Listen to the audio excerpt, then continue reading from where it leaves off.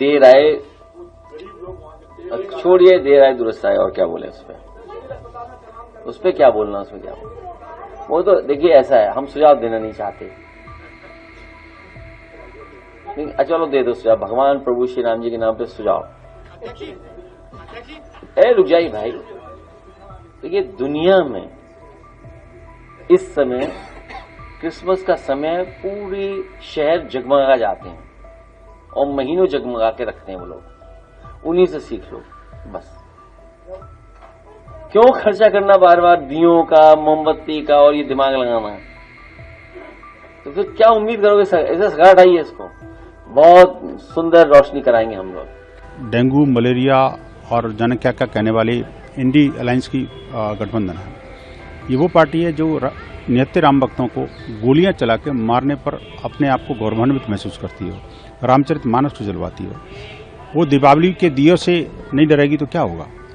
मैं पूछना चाहता हूँ, आखिरकार बात पीडीए की करते हैं ये, और जो दीपक जलाने वाला जो कम्युनिटी है, वो कुम्हार जो हैं, जिन पर हमें गर्व है, वो पूरी दुनिया को रोशन करना चाहते हैं अपने दिए से।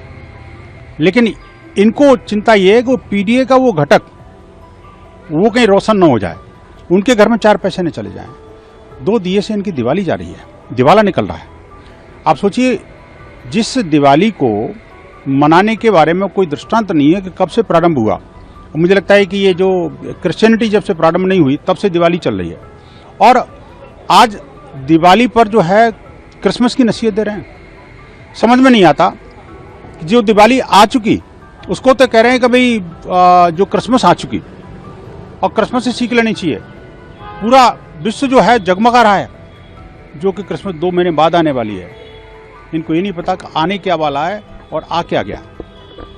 मैं पूछना चाहता हूं, आखिरकार ये जो अखिलेश जी हैं, इनकी सनातन द्रोही जो सोच है वो कब ठीक होगी? ये आखिरकार कब तक जो है, ये अपने कैबिनेट में जो अपने जिहादियों को रखते थे, अपने कैबिनेट में जिस तरह से अपराधियों का एक बोलबाला था इनका, वो अब जब अयोध्या के अंदर जगमगाहट दिख रही है, अयोध्या में भव्य दिव्य दिवाली मनाई जा रही है, तो उसको इनकी इतनी चिढ़ क्यों है? हमें क्रिसमस की नसीहत दे रहे हो आप, दिवाली के लिए ये कोई शुभकामना नहीं दे सकते। मैं अपेक्षा भी नहीं करता इनसे, लेकिन कम से कम दिवाली पर क्रिसमस का गुणगान तो मत करो ना। आप क्रिसमस पर जाइए, खूब मनाइए, धूमधाम से उसका बखान करिए। मैं कहता हूं इनको वेटिकन सिटी में जाना चाहिए, वहां जाकर के हो सकता है 2-4 वोटर वहां के मिल जाए इनको। लेकिन ये जो वोटों के लालची जो नेता है ना, किस हद तक जा सकते हैं, अपनी संस्कृति पर ही किस तरह से कुठाराघात कर सकते हैं, अपने ही लोगों को जिनको ये अपना कहते नहीं थकते, उनके ही रोजगार पर किस तरह से आघात करते हैं, इसकी बानगी इनके उस वक्तव्य में सामने आ जाती है। भगवान इनको सद्बुद्धि दे। और एक और बताऊं, देखिए ये अकेले नहीं है, ये पूरा एनडीए अलायंस जो है ना, एक एक करके सनातन के पीछे पड़ा हुआ है। अभी देखिए कर्नाटक के अंदर जिस तरह से एक मुख्यमंत्री हैं, जिनके पिताजी के नाम में राम है, जिनके माताजी के नाम में राम है, घर में पार्वती जैसी पत्नी है, पार्वती जैसी नहीं, पार्वती पत्नी है, उनका नाम ही पार्वती है, और स्वयं का नाम सिद्धरमैया, और कहते क्या है कि सनातन से दूरी बना के रखो।